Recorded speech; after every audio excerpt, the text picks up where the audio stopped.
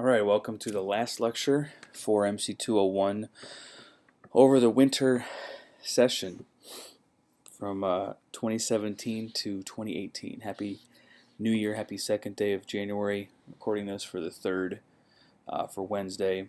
It was brought to my attention that there's 25 points missing out of the first 500 because we are not planning on doing a fourth lecture and quiz on Thursday, January 4th, since that's set aside for a review day, which you're going to need since you got to prepare for the final exam, and there's only a couple days to do that.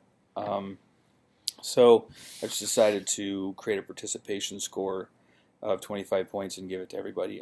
Everybody's been doing the video chats when asked, and obviously been taking the quizzes every day, and for the most part, being very consistent with check-ins and with logins and stuff. So looking at the back end, I think everybody's been participating, so I'm just going to give basically a free quiz grade to everyone, 25 out of 25, and that should show up. It might be in there already if you're looking at this on Wednesday. The review is going to come tomorrow, and by tomorrow I mean Thursday the 4th, if it's not already posted sometime on January 3rd. And that's really it. There's this lecture. There's obviously the advertising PR chapter is done, and that's been posted already tonight, January 2nd. Hopefully this lecture helps you understand a few things about advertising, PR, and propaganda, and if I forget to say so, thank you for a good quick 3-week semester. All that's left to do really is to put together an exam review and for me to publish the exam. The review is going to lay out 4 different sections: topics for multiple choice, topics for short answer where you just provide the definition or bullet points, topics for short answer where you're going to have to find real-world examples to back up your observations. So make sure they're good ones. There'll be a limited number of those. And then I'll write the essay question as it will appear on the test. And the test is going to be posted right after midnight on January 5th. Friday, and you'll have 2 hours to complete it once you start. You must complete it in one sitting. You have to finish it once you start it, and it'll be open all the way until the end of the day on Friday, all the way until 11:59 p.m. on Friday, January 5th. And I mean, even if you start it like at 11 or something, you can still work on it for 2 hours, and then up to 2 hours, and then submit it. So good luck on the 500-point final exam. I know that's a big final. Not uncommon in MC201 to have a big final. But it's just the way it kind of shakes out with a 3-week semester, that a lot of things fall on that test at the end. The multiple choice questions, for the most part, you will already have seen them. They'll be the same or very similar to things you've seen in quizzes and tests already. It's a short answer that you're really going to want to prepare for. You can have open notes, obviously, so write out definitions for all those terms, look back in the textbook, look back in the lectures and previous quizzes, and prepare that lecture. It should be about 7 paragraphs. You're going to want an introduction. You're going to want a conclusion. You're going to want to talk about changing information and communication technologies and their influence on the mass media.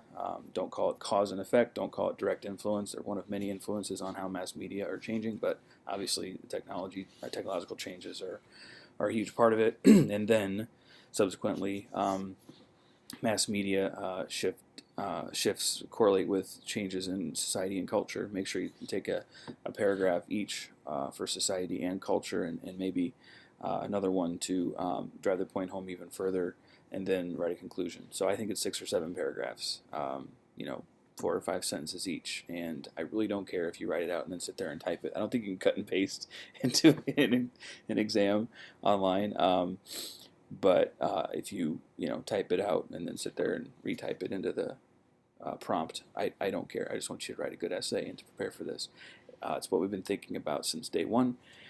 Again, thanks for a good class. I hope you've learned some things in this kind of whirlwind rush of a 3-week session, but it gives you a good introduction to major mass comm concepts and theories, and covered a lot, actually kind of more than I thought we would in 3 weeks, having not taught this in the winter before.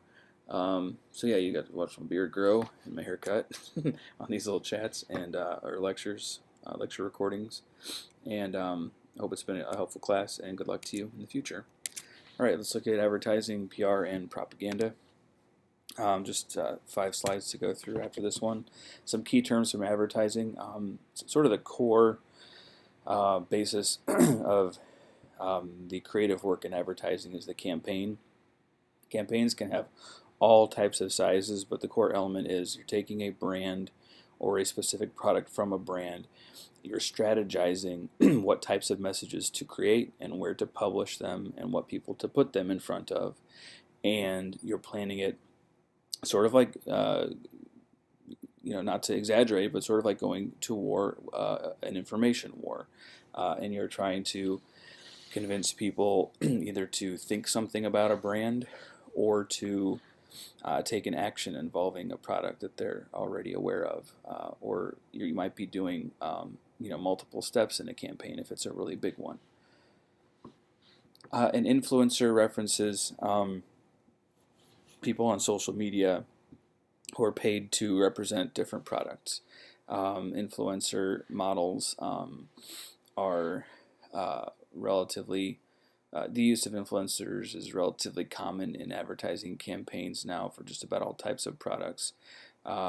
Even if the target demographic isn't, incredibly web or media savvy, they still might want to incorporate some element of the digital media influencer. So it's reaching people who have a lot of following on social media channels and online, perhaps with blogs, although those aren't as popular as they used to be, and putting the product in their hands, getting them to write about it and talk about it. So the sales funnel is another core concept of advertising, and it basically it has 4 parts. First, you've got to get people's attention, and then you want to you've got to raise awareness by getting people's attention, create a deeper interest in general audiences, and more so in more targeted audiences now. As you get closer down the funnel, you get more targeted in your audience, and you get closer to the actual purchase, right? So you start with a general awareness, then try to raise interest among more specific groups. Get actual consumers to make a decision to purchase your product and make sure that they follow through and take action. So encourage and let people know you appreciate after they've actually made a purchase. That's the kind of one of the final steps is people have already purchased the product. To allay any concerns that they might have about remorse and try to get them to become advocates for the brand. So you raise their awareness. That's really broad. You get them to take an interest in a specific product. That's a little more narrow. Get them to make the decision to purchase. That's no small thing. But then get them to actually take action and make the purchase. That's the ultimate goal of the strategy of advertising. And if you can get people to take action and then advocate for the brand, then you've got people who are really making it their own and really going out. And you might make social influencers out of people with small followings, but if they're if they're involved in the right networks, you can improve sales across the board if you do that with enough people who are connected to other people. Living in a network society, it's actually relatively important to try to do that, to get to people who may not be famous, but they influence enough people just in their day-to-day lives. 500,000 represents the number of advertising agencies worldwide right now. That's a rough estimate, and that's really just in here to indicate that, yeah, there are 500,000 agencies out there of all different sizes, doing all different sorts of things. I did this fellowship with Digitas LBI. Not this past summer, but the year before that in 2016. And what I noticed was a brand might have 3 or 4 different agencies working for them, or 5 or 6 different agencies working for them, doing different tasks for them. So Digitas might be their social media marketing agency, and then they have another one for television, another one for outdoor marketing. And they might do in-store marketing if the brand needed that sort of thing with several other smaller agencies. And so it doesn't take much to call yourself an agency, and they may be just a small mom and pop shop, or they might be one of the massive agencies in the vein of the Mad Men, but in the 21st century. These are global organizations, sometimes owned by holding companies, not necessarily strictly media companies. They might just be investments for somebody.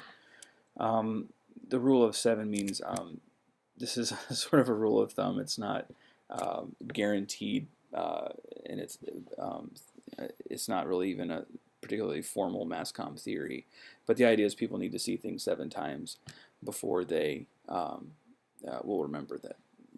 They need to see a product or brand advertised 7 times before they're even aware of it, before it becomes salient and sticks with them. So if Taco Bell decides to do something different with a tortilla and cheese and ground beef, they have to tell you 7 times that there's a new thing, so you can learn the name of the product and decide if you want to go spend your $1.49 or whatever. I want to talk about the future of advertising in the network society. I referenced a company in the chapter that did their own sort of history of advertising, and they did this massive 472 deck of slides. HubSpot did, and a lot of it's kind of, I guess, if not sarcastic, it's a little bit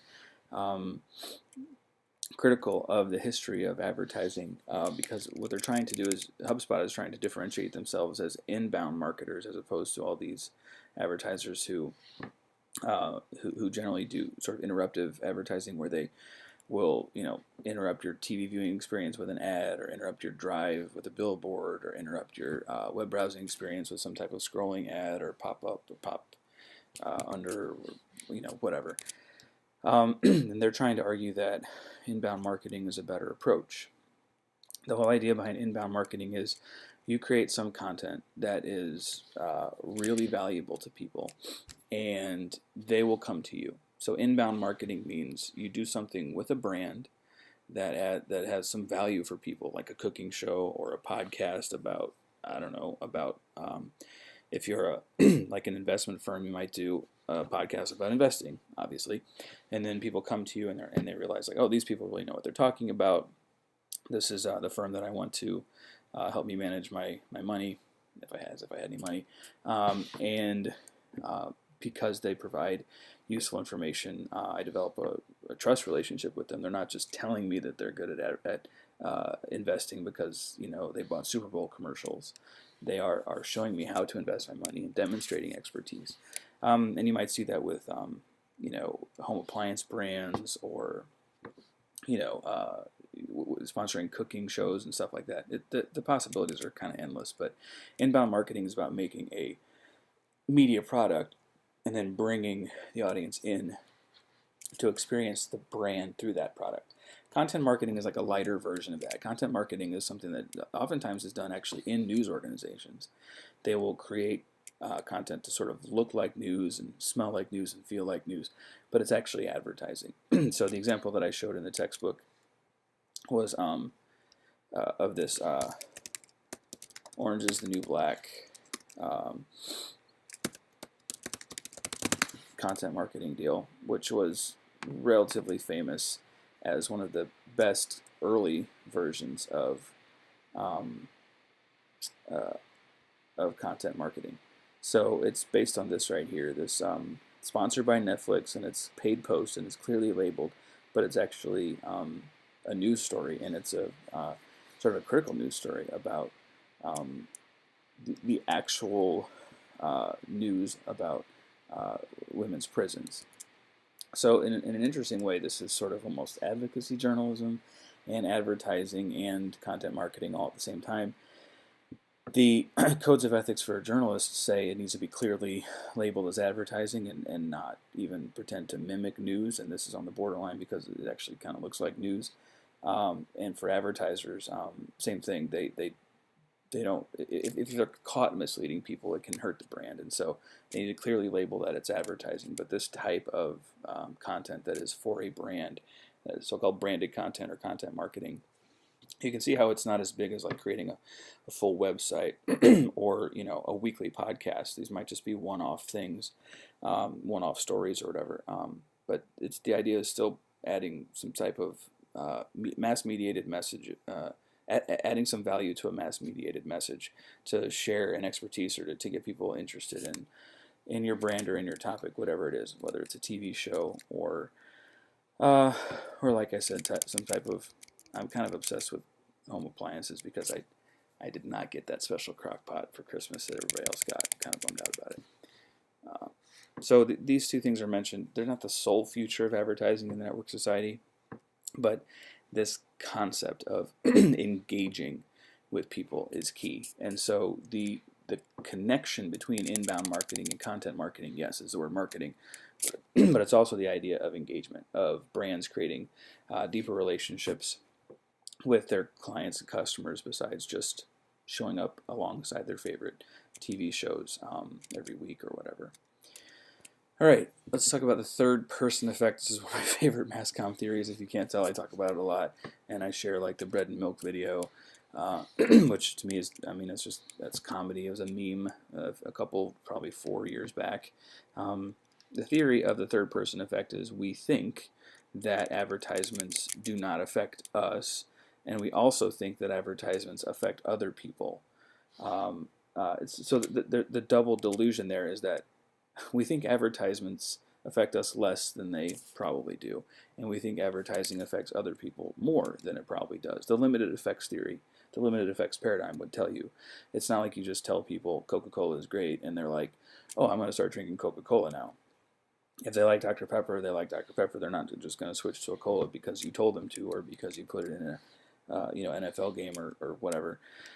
But there are some effects to advertising, even on you, even though it's difficult to admit, or what we're conditioned to be critical of advertising and to spot ads and to know these people are trying to sell me something. I'm not so sure about that. The double delusion is there, but it is a delusion. We underestimate how much advertising influences us, and we overestimate how much it might influence other people. And this creates what I'm dubbing sort of the stupid chess scenario, which is for me the bread and milk scenario, which is this: if you're overestimating how mass media messages are going to influence other people, you might actually alter your behavior in anticipation of the stupid things other people are doing.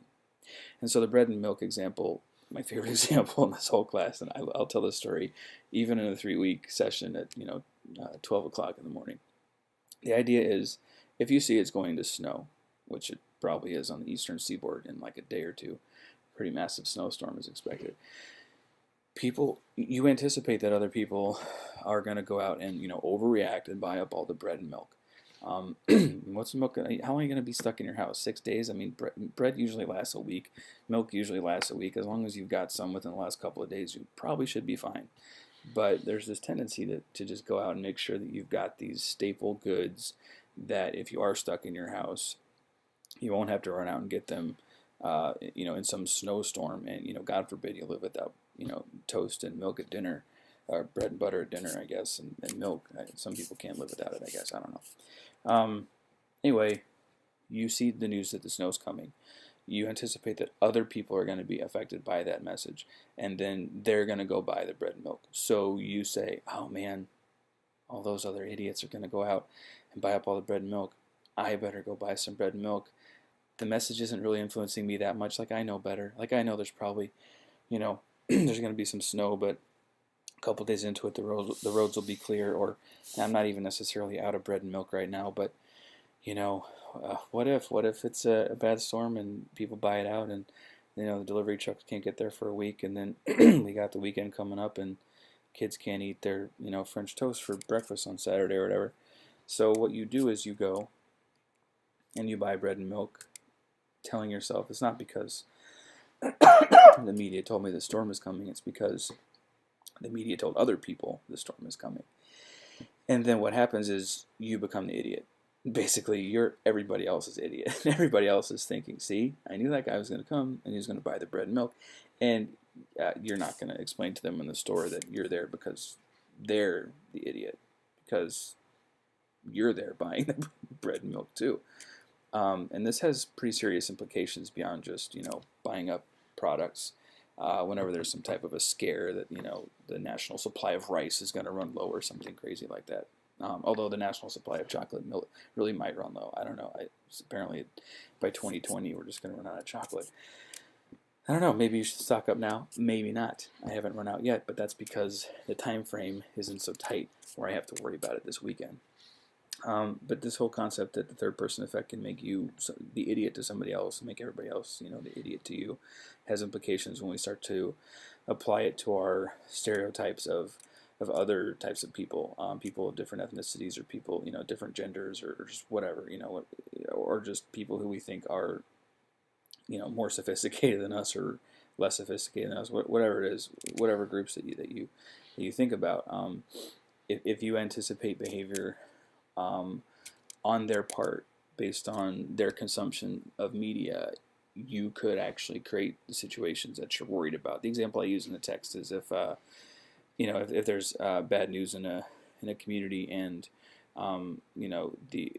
let's just move it out of the U.S. now. Let's say in Iran, they're worried about people rioting, and so they shut off social media access, and then the people riot because you shut off their damn social media access. You can end up creating scenarios by anticipating how people are going to respond to messages in the mass media. This is not guaranteed effect. It's definitely not reliable in every possible situation. This isn't the reason why everything is done, but it is one way of explaining how people respond to messages in the mass media, and how you can actually see behavioral effects in mass media, which a lot of theories don't explain behavior related to mass media, except eventually there's some correlation between someone's desire to purchase a product and the fact that they've had their attitude shifted by advertising. Core purpose of advertising is to influence attitude and ultimately change your attitude to where you're aware of something, you're attending to it, and you're interested in it. That these are all, when it's measured in the scholarship, it's quite often a measure of attitude toward brand X or phone Y or whatever. Excuse me. The three presumptions, I think that I've already sort of touched on those, but let me make sure and reiterate to just be clear what I'm talking about with that. This kind of relates to the stupid chess idea, but we make three presumptions. Again, still talking about the third person effect. Still talking about how media affect other people and how that can affect our behavior. First, we assume other people have seen the same messages we have, like they've seen the story about the winter storm coming. Then we presume that they're going to be influenced by those messages. And finally, we presume they're going to behave in a certain way. Then we may alter our behavior because of our presumptions. Okay, so we presume that they've seen the message. We presume that the message will influence their behavior, or that the message will sink in with them, and then that it will influence their behavior. All right, let's talk about PR. A couple more slides, and we're out of here. Public relations is actually based on the gatekeeping model of journalism. The idea of public relations is if you put out an interesting enough story, you either maybe host an event, or you have a new product coming out, or you have some other reason for a news organization to care about something you're doing. You put, one of the core functions is to put the message out and get a story in media about some product that you're offering, or some charity that you're partnering with, or some 5K that you're hosting. And that is kind of just brand maintenance. But that's one key aspect of public relations, is to get information in the mass media, to get mediated messages put out to mass audiences for your brand that you didn't have to pay for. There's give and take in advertising budgets. There's always a certain amount of advertising in marketing budgets, I should say, in the broader picture, right? Marketing is the bigger umbrella that includes advertising, PR, and other product considerations. Point of sale marketing, all that stuff falls under the big marketing umbrella. Advertising, when you pay for it, you're assured it's going to run where and when you're paying for it. PR, it's more of a crapshoot, but you can measure sometimes in the millions of dollars how much free coverage a brand gets based on how much free media they get. And perhaps most notorious for this is, freaking Apple. They every time a new iPhone comes out, even if it's not a particularly exciting one, it still makes news to this day. And so, so what PR professionals do is calculate how much media airtime or how much space they got in mass media channels and how much it would have cost them had they bought it in advertising, and they chalk that up as the value. And they're trying to pay PR professionals a little bit of money to get a lot of value to bolster the brand. And so one of the core elements of PR is brand maintenance. The other one is really crisis communication and being prepared for crisis communication. So crisis communication means when something goes wrong, you're on top of it. And the best advice, again, it's about maintaining image, preparing for the worst. The best advice in crisis communications is to tell the truth, but probably not the whole truth. That's what the textbooks will say. And I have to say, as a former journalist, I used to get in arguments from time to time with public relations officials, and I used to have a sort of a bad view of them. But spending more time working in mass communication and teaching across a broad spectrum of courses, I've actually taught a PR writing class in the mass comm department, and I appreciate that. Public relations is something that nonprofits and charities do, like the Red Cross needs to do it to get blood donations to save people's lives, and humane societies need to do it. Everybody engages in a little bit of PR, whether their purposes are purely commercial or some hybrid of commercial and public service, or they're an almost purely public service nonprofit. And news organizations are starting to get involved in their own PR and tooting their own horn a little more and figuring out, like, hey, we need to actually engage and letting people know when we make a difference in communities. And so I guess I've kind of grown more accustomed to understanding, like, the reason why brand management is important, because I've taught it and because I've learned it, and I've seen, I've just lived a little longer and had a little bit more experience with reality. This is reality, Craig. So crisis communications, though, is the sort of downside of maintaining image. When something bad happens, the textbook advice is to tell the truth and to answer questions and to be as transparent as you need to be, but also not to offer up negative information that journalists perhaps haven't asked for. And there are some real horror stories out there about how PR was done wrong during crisis. But there is a massive body of research on crisis communications and how brands can better manage situations and better prepare for if problems come about. And then sort of piggybacking on public relations is propaganda. I would create a sort of subcategory for propaganda just as public relations for institutions. Generally, you're thinking about governments as doing propaganda because they have really big PR budgets, but really any institution that does public relations to enhance its position in the world, enhance its power, maintain its public image is doing a type of propaganda. Propaganda is not necessarily a bad thing. When the United States needed to win World War II, it was good that we had really good propaganda creators on our side doing battle, really, for the hearts and minds of our own people, just as Nazi Germany was doing its own propaganda. We had to win the war at home to keep people supporting the war and to keep us willing to go and fight Germany and also fight Japan, Germany, Italy, etc. That's it's not always a bad thing. The term propaganda obviously has a negative connotation because people think about some kind of trickery or some type of government control, but there's also legitimate reasons to do propaganda, including in supporting war efforts when necessary. So crisis communications is the one that I'm definitely going to quiz out of this one. And I'm probably just going to ask a definition that it's a fundamental element of public relations to help a brand manage during crises its image, and the core is to tell the truth, but not offer more negative than anybody's asking you to offer.